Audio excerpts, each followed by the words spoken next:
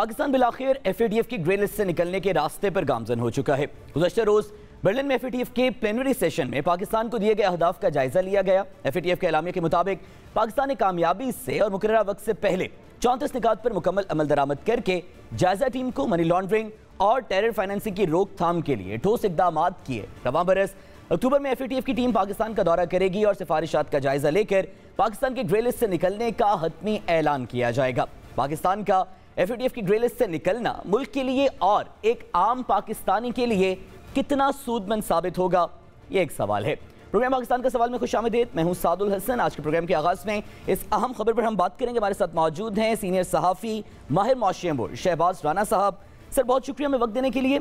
Sir, सबसे पहले हमें ये बताइएगा कि कितनी बड़ी ये खबर हो सकती है अक्टूबर में अगर हतमी ऐलान हो जाता है हमारा ग्रे लिस्ट से निकलने का, मजमूई तौर पर मईशत पर और आम पाकिस्तानी पर क्या फ़र्क पड़ेगा? जी, बिस्मिल्लाहिर्रहमानिर्रहीम। बहुत शुक्रिया आपका। देखिए, पहली बात यह कि FATF ने अभी ये नहीं कहा कि पाकिस्तान ने तमाम 34 जो नुकात उनके ऊपर मुकम्मल अमल दरामद कर लिया। FATF ये कह रहा है कि पाकिस्तान ने उनको सब्सटेंशली कंप्लीट कर लिया, लेकिन काफ़ी हद तक वो मुकम्मल हो चुके हैं। अगर तो वो उसको मुकम्मल डिक्लेयर कर दे कि ये हो चुके हैं मुकम्मल इसके ऊपर अमल दरामद, तो फिर तो पाकिस्तान को ग्रे लिस्ट में रखने की कोई जवाज़ नहीं बचता ना। तो अभी जो उनका ये भी मानना कि पाकिस्तान ने सब्सटेंशली इनको कंप्लीट कर लिया है, ये एक अच्छी डेवलपमेंट है। और इसी वजह से उनका जो है वो जायज़ा मिशन पाकिस्तान आएगा और वो फिर खुद ऑन ग्राउंड इन चीज़ों को वेरीफाई करेगा जो पाकिस्तान का क्लेम है। तो अगर ये सारा प्रोसेस मुकम्मल हो जाता है अक्टूबर तक, और जिसके लिए पाकिस्तान के तमाम जो इदारे हैं उनको एफर्ट करना पड़ेगी, उनको सेटिस्फाई करना पड़ेगा जो FATF की टीम है।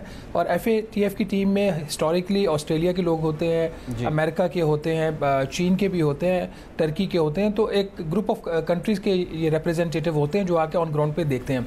तो अगर ये डेवलपमेंट हो जाती है तो ये पाकिस्तान के लिए वाकई एक बहुत ही एक इम्पॉर्टेंट डेवलपमेंट होगी, क्योंकि जिस तरीके से आपको ग्रे लिस्ट में रखा गया है, और ग्रे लिस्ट में जो कंट्रीज़ हैं उसमें नॉर्थ कोरिया और ईरान को छोड़ के जो कि ब्लैक लिस्ट है, बाकी जो कंट्रीज़ ग्रे लिस्ट में डालेंगे उससे उनके जो कारोबार है उन पर काफ़ी फ़र्क पड़ता है। पाकिस्तान के केस में ये चीज़ें ज़्यादा कॉम्प्लिकेट इसलिए हो जाती हैं कि पाकिस्तान को हमेशा ही एक्सटर्नल सेक्टर के जो क्राइसिस है उसका सामना करना पड़ता है। और मुख्तलिफ़ किस्म की जब आप बोरोविंग्स करते हैं, आपकी जो बैंक्स लेटर ऑफ क्रेडिट खोलती हैं, इन सारी चीज़ों के ऊपर आपकी या तो कॉस्ट बढ़ जाती है या उसके जो अप्रूवल प्रोसेस होते हैं उसमें जो है वो अच्छा खासा टाइम लग जाता है।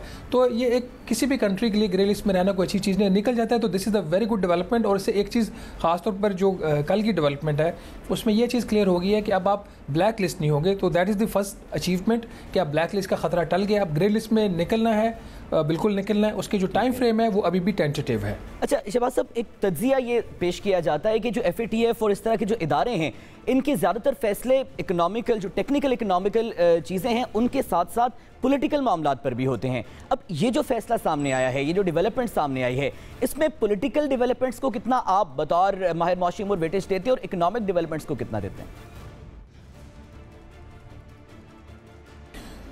ये फैसला अभी भी प्राइमरीली पॉलिटिकल है। अच्छा, इसमें चूँकि पॉलिटिक्स तब होती है जब आपके निज़ाम में कोई खामियाँ होती हैं। 2018 में जब पाकिस्तान को ग्रे लिस्ट में डाला गया था वो सियासी फ़ैसला था, लेकिन इसके बावजूद कि वो सियासी फ़ैसला था, पाकिस्तान का जो एंटी मनी लॉन्ड्रिंग का और टेरर फाइनेंसिंग को ख़त्म करने का जो पाकिस्तान का निज़ाम था वो ठीक नहीं था। इसमें कोई शक वाली बात नहीं है। पहले 1.5 से 2 साल पाकिस्तानी जो रियासती अदारे हैं, हुकूमतें थीं, उन्होंने इस चीज़ को रेजिस्ट किया चेंज करने को।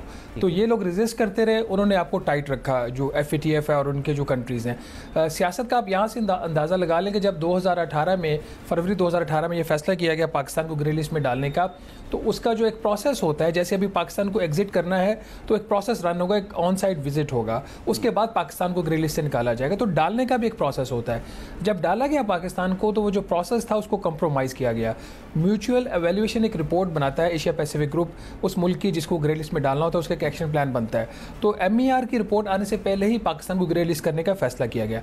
अभी भी टेक्निकली हमने काफ़ी ज़्यादा काम किया है। जो कुछ हमारे ऊपर दबाव था आलमी ताकतों की तरफ से और जो रीजनल ममालिक हैं उनकी तरफ से भी, कि कुछ अफराद जो टेररिस्ट ऑर्गेनाइजेशन एलिजिडली या वाकई टेररिस्ट ऑर्गेनाइजेशन वो जिन हमारी नज़र में कुछ वो थे, वो जहादी नेटवर्क थे, दुनिया की नज़र में वो दहशतगर्द थे।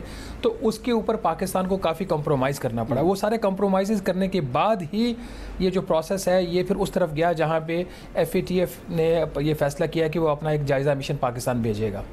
अच्छा शहबाज राना साहब, क्रेडिट टेकिंग अब कल से हम देख रहे हैं मुख्तलिफ कैंप्स में बहुत ज़्यादा हो रही है। अभिना रबानी खर साहबा ने भी वाज़ेह किया ये पाकिस्तान की जीत है और 4 साल से टीम इस पर काम कर रही थी। आप बतौर माहिर मौशी उमूर किस टीम को ये क्रेडिट देते हैं?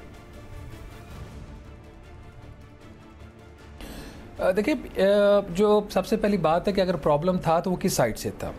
आपका प्रॉब्लम 2-3 जगहों से जो है वो ओरिजिनेट कर रहा था। कुछ आपकी पाकिस्तान की रियासती पॉलिसियाँ थी, आज से नहीं थी, 1970 1980s थे, 80s से थी वो पॉलिसीज़, जिसमें कभी अमेरिका भी हमारे साथ था।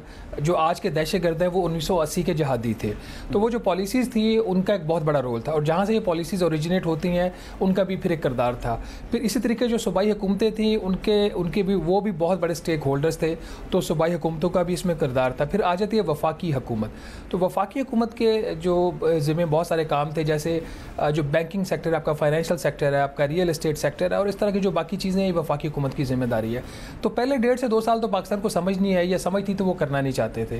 तो फिर एवेंचुअली ये फैसला हुआ, जो कोऑर्डिनेशन एक कमेटी बनी थी जिसके सरबराह तो हमाद अजहर साहब थे सिविलियन साइड से, लेकिन मिलिट्री साइड से इसको जो DG उनके जो directorate general of military operations है वो इनको देख रहे थे।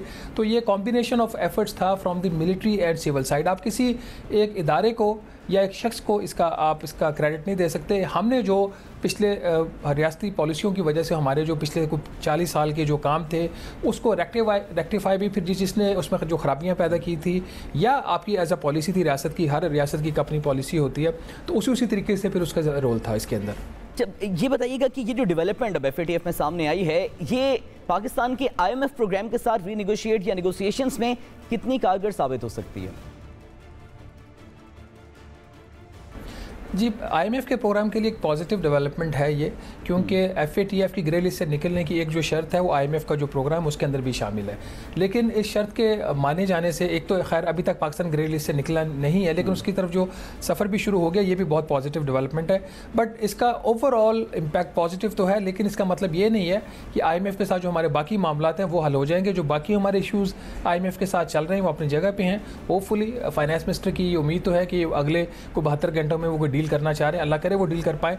72 घंटों में नहीं होती, हफ्ते में हो जाती है, तो उसके लिए और बहुत कुछ काम करना है। वो पता है आपको कि सैलरीड क्लास के टैक्सेस हैं, बाकी मामला है बिजली और गैस की कीमतें जो हैं। अच्छा शहबाज साहब, हुकूमत की जानिब से तो ये मौक़िफ़ अभी भी दोहराया जा रहा है कि जो सैलरीड क्लास के वाले से रिलीफ दिया गया था वो रोल बैक नहीं किया जाएगा। अब आपकी भी स्टोरी थी कि डोनाल्ड ब्लूम के जरिए अमेरिका से भी रिक्वेस्ट की जा रही है कि IMF प्रोग्राम निगोशिएट हो और कुछ टर्म्स पर मनाया जाए। क्या डेवलपमेंट है अभी नेगोशिएशंस में?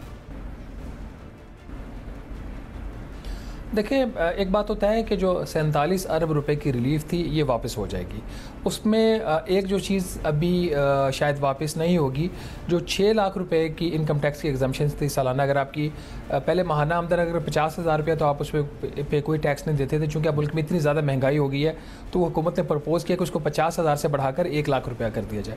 तो 1 लाख रुपये तक कोई टैक्स नहीं होगा। मेरा ख्याल हुकूमत ये कोशिश पूरी करेगी कि जिसकी सालाना आमदन 12 लाख रुपये है उसके ऊपर इजाफी टैक्स बोझ ना पड़े। लेकिन 12 लाख ऑनवर्ड्स जो है, जो रिलीफ थी वो वापस हो जाएगी। ना सिर्फ रिलीफ वापस होगी, उस पर जो है वो नए टैक्सेस भी लगेंगे।